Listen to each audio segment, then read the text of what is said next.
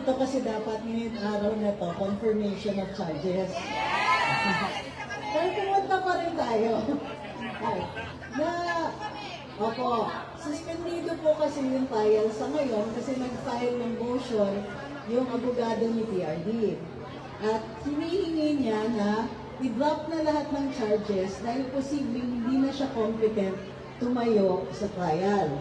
Kasi dahil matanda na at mayroon ng nawawala na yung capability niya na ma-appreciate yung mga nangyayari sa kanya. Lalong-lalo na itong hearing niya ngayon.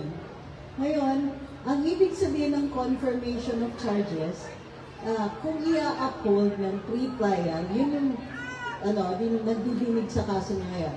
So, bago ang lahat, sa ngayon, may ICC, di ba?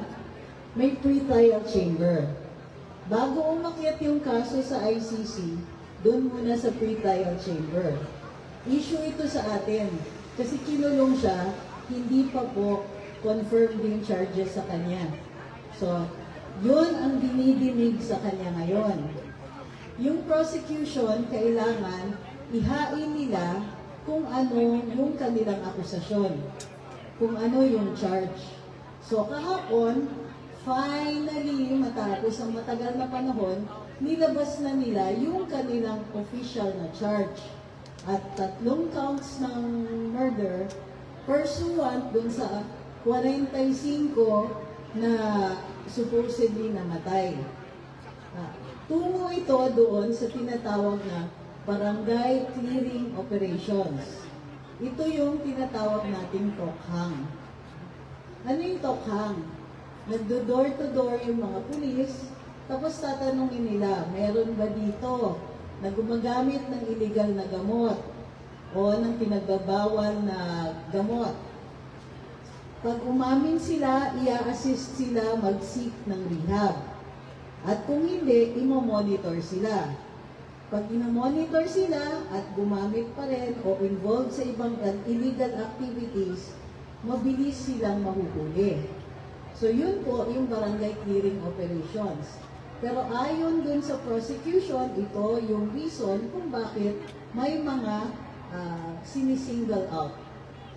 So ito ang akusasyon nila, hindi pa ito ang charge, hindi pa ito kino-confirm ng pre-trial chamber. So naghain sila, yan po ngayon ang i-determine ng pre-trial chamber kung yan ang tutuloy doon sa paglilitis sa ICC, doon sa court. So maaga pa, at syempre, ito yung panig ng prosecution. Kalaban natin ng prosecution, kaya syempre, lahat ng ilalagay nila lahat ng sa tingin nila ay maaaring makapasa at umakyat sa hukuman. Kung titingnan ninyo na maigi, medyo pakunti ng pakunti yung sinasabi nilang allegedly namatay. Kung maaalala natin, yung mga ibang pahayagan, super exaggerated yung sinasabi nilang numbers. Diba? Mayroon nagsabing 20,000. May nagsabing 30,000. Yung 30,000 na yan, alam niyo ba kung saan nanggaling yun? Sa Rappler. Okay. Sabi nila kasi 28,000.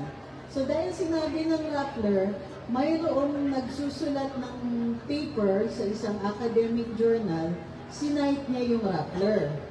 Ngayon, yung Rappler, nung tinanong sila, saan nanggaling yung numbers nyo, sinite ng Rappler yung paper na nag-cite sa kanila. So, naintindihan nyo na kung paano nangyari nagka-30,000.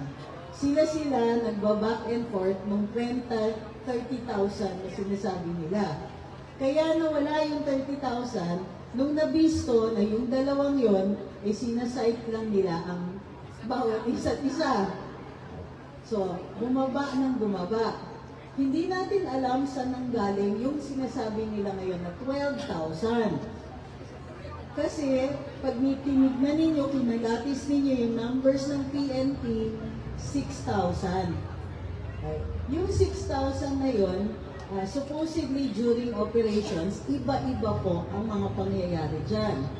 Hindi ibig sabihin niya necessarily illegal yung nangyari doon dahil ito ay mga pangyayari during police operations. Hindi rin tayo dapat mabahala sa numbers na yun kasi kung ikukumpara ninyo yung tinatawag na index crimes sa Pinoy administration at sa Duterte administration, ang totoo niyan, mas mababa ang Duterte administration index crimes. So, kung sa facts at sa facts lang, hindi pa po dapat tayo nababahala. So, sa ngayon, hindi pa po kumpirmado yung mga charges na yun.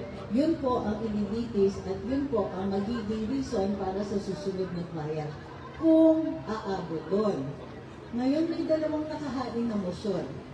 Yung interim release at yung dismissal ng charges.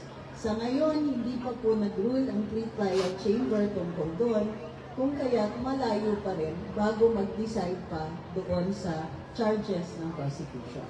So, hindi pa po kailangan mabahala kung naaayon ito sa proseso. Okay? Okay. Pero bring him home.